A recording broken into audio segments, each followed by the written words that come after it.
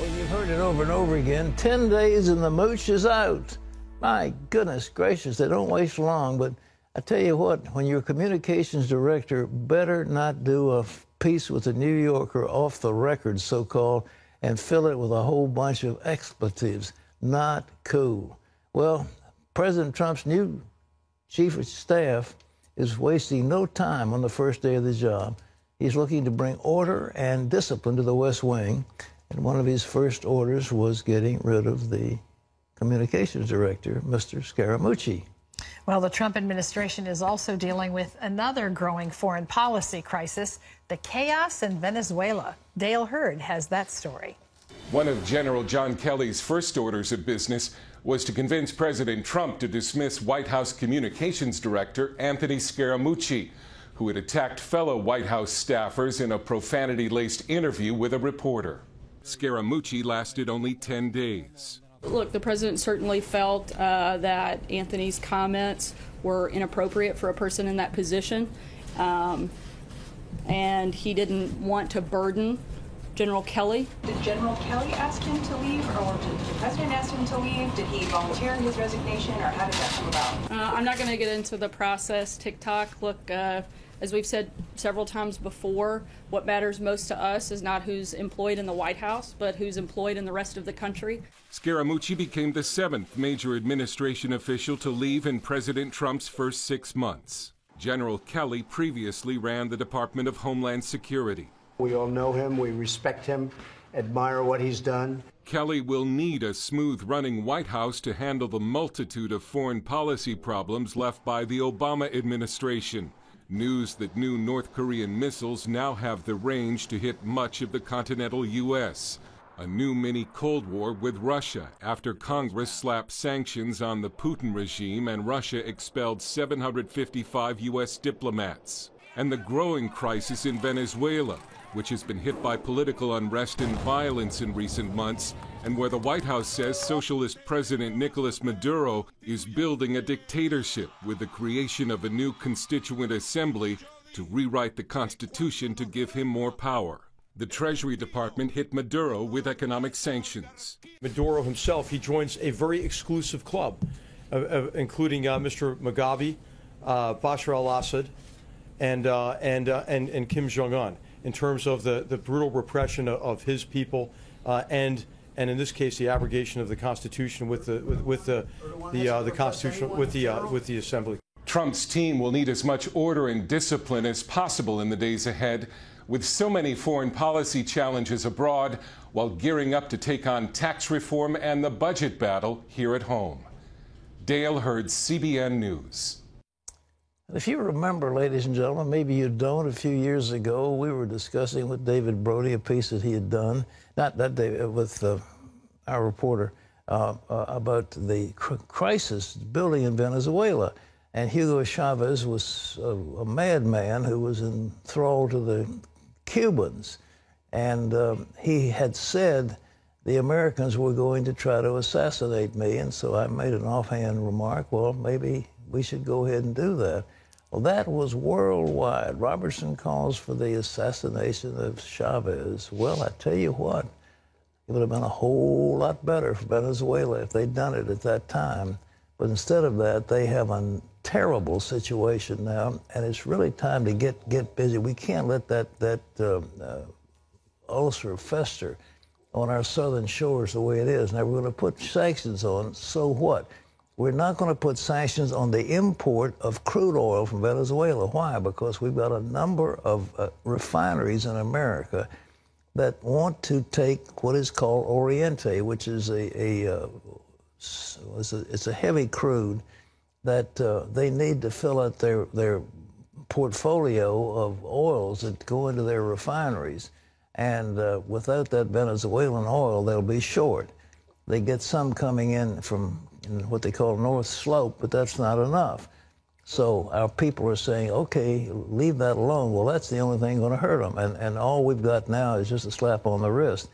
We need the OAS or some organization to get in there immediately and deal with that situation. It's gotten out of control. And the Cubans still are manipulating Venezuela to the damage of the people there, and something's got to be done. Well, our CBN News political correspondent David Brody is with us right now. And David, let's start with Kelly. Is General Kelly, was he responsible for Scaramucci's firing? Who made that decision? 100%. John F. Kelly responsible for it. Not a question in anybody's mind. Donald Trump would admit that. John F. Kelly would admit that as well. And everybody within the West Wing, too. Look, this is the general show.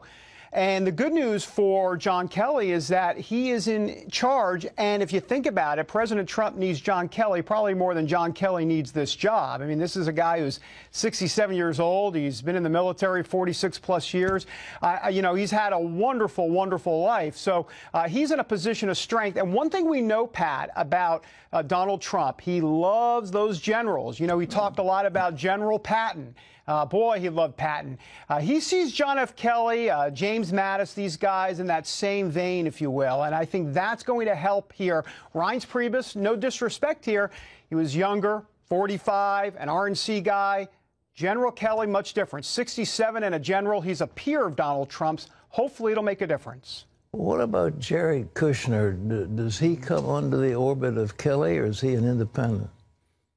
Well, on paper, he comes under the order of Kelly, and the working arrangement at this point, and we'll see how far this point goes, is that he will be under Kelly, that he will report to Kelly, and then Kelly, everything will funnel through, which is what a chief of staff is typically supposed to do. Now, having said that, the last time I checked, hold on, Jared Kushner is the president's son-in-law. And, of course, Ivanka Trump is there as well. And so, look, the kids are going to have access. I mean, whether it be after hours, whether it be in the hallway, I mean, clearly the kids are going to have access to their father. So the question then becomes, you know, how do you do this during normal business hours, and can there be a chain of command? But I think John Kelly is basically telling the kids and others to say, look, if you want your father/father-in-law to be successful, you need to get in line. Let's get this thing straightened out.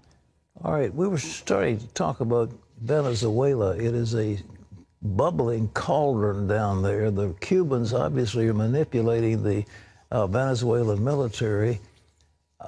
Has anybody got any really significant steps to take? Sanctions, to my point of view, are not going to stop what's being done down there. Well, sanctions, as you said, Pat, a slap on the wrist. The White House acknowledges that this is just a first step. They're thinking about sanctions as it relates to the oil sector and what they can do down there. That is on the table. They said it yesterday that it's on the table. The question is, will they go there? Now, I will say this. If there's going to be any president that's going to, quote, go there, it'll be Donald Trump. I don't think there's any question about that, especially when it comes to trade and oil. And it's an area that he knows well and is able to navigate. And so I think there's that possibility.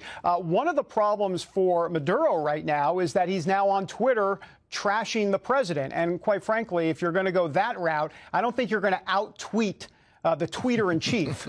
So I think that might not be the best strategy. Well, those poor Venezuelans, it's just terrible what's being done. That country was one of the richest in the whole world. It has probably the first or second oil reserves in the world, and it's being trashed by that bunch that's taken over, with Hugo Chavez leading the way. He's dead now.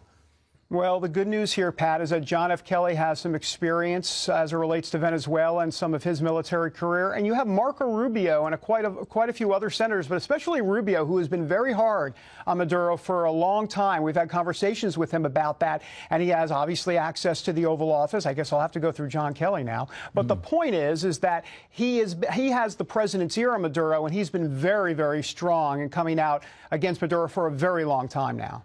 Well, we'll keep watching it, David. It's a serious thing. And my take on it is we ought to call the OAS. They ought to go in immediately. They may have to take military action, not the United States, but the other South American countries. They could do it. We can't.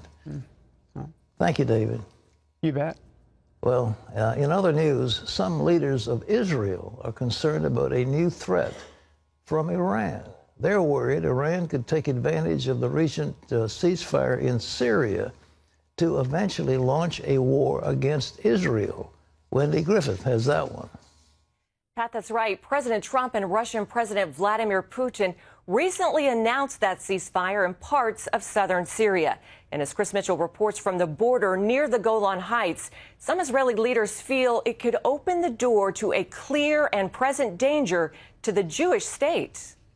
President Trump discussed the ceasefire in this exclusive interview with CBN founder Pat Robertson. Now, I don't know what's going to happen. Maybe as we're speaking, they start shooting again. But this has held, unlike all of the other ceasefires that didn't mean anything. So that was a great thing that came out of that meeting. I'm standing on the Golan Heights, and behind me you can see the Israeli-Syrian border. All of the area behind me is covered by the ceasefire agreement. But according to reports, Israeli Prime Minister Benjamin Netanyahu doesn't share President Trump's optimism about the ceasefire agreement, and the main reason? Iran. One senior Israeli official told the Israeli daily Haaretz it creates a disturbing reality in southern Syria. The agreement doesn't include a single explicit word about Iran, Hezbollah, or the Shiite militias in Syria. The regime and Hezbollah and the others have touched the border here at Quneitra. We talk with Middle East expert Jonathan Spire about the potential danger that could result from the agreement. Israel is concerned that the ceasefire, coming along with the new apparent revelations of withdrawal of U.S. support, at least for part of the support given to the rebels, could sort of be paving the way for regime and therefore Russian and therefore Iranian and Hezbollah achievements in that area, and that's a matter of deep concern.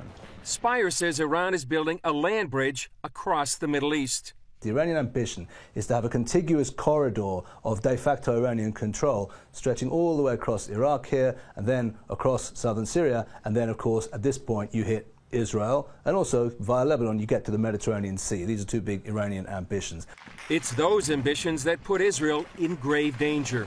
And the prospect is that in another war, if Israel goes to war, let's say with Hezbollah again here or in southern Lebanon in the future, yeah, you'll have a sort of clear contiguous logistical line stretching all the way across Syria, Iraq, and back to Iran. Now, Iran can run supplies across that line. It could run thousands of volunteers, for example, across that line. But it would massively increase the dimensions of potentially of a future war between Israel and Iran-supported Hezbollah, and that's something of very deep concern to Israel. That's why some are warning the next phase of the Syrian civil war might be the most dangerous of all. Chris Mitchell, CBN News, the Golan Heights, Israel.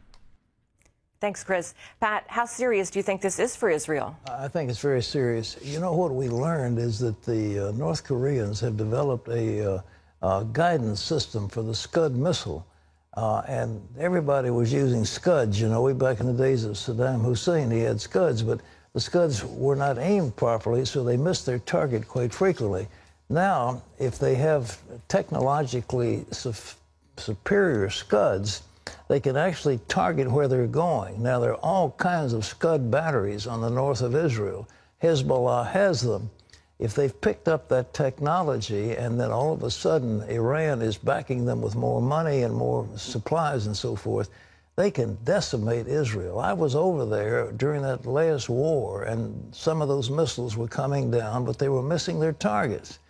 They missed targets in Haifa. They missed targets around where I was in the area near the Golan Heights in that area, and also in the heartland of Israel. But they missed, fortunately. This next time they won't miss, and the threat to Israel will be profound. So, ladies and gentlemen, keep a watch. Wendy? Pat, NASA is planning to test its system for defending Earth against threats from space when a small asteroid flies by Earth in October. The London Daily Mail reports that the asteroid will come, get this, as close as 4,000 miles or as far as 170,000 miles to Earth. NASA will use its international network of observatories to follow the space rock and learn more about it. The space agency is hoping to learn how well it can track future asteroid approaches so they can be detected before they become a serious threat to Earth. Pat, 4,000 miles to Earth, that seems a little bit close. It's like next door neighborhood. When they get that close, the gravity of Earth takes over and starts sucking those things into our, into our orbit and into our space, and it's very dangerous. I wrote a book, Wendy, called The End of the Age, and in my book, I had an interesting encounter of the American president who was on television, and he had just seen the hit of an asteroid on Earth. And before television, he took a pistol and he shot himself and said, "I'm sorry, I vetoed the measure which would have given the funding to track the asteroids." Well, right now, we don't have anybody doing that. So I hope they'll put up the dough to do it, because we really, really need to watch those things.